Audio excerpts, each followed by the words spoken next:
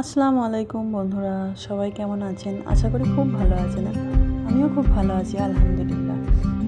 তো বন্ধুরা, আজকে আমাদের বাড়িতে গ্রসারি সামান এসেছে, তাই ভাবলাম তোমাদের সাথে একটু শেয়ার করে নিই। তো দেখতে পাচ্ছ এখানে গণেশ আটা 1 কেজির প্যাকেট, যার দাম হলো 48 টাকা। তারপরে আসছি টাটা লবণের দাম 1 প্যাকেটের দাম 1 কেজির প্যাকেট 28 টাকা।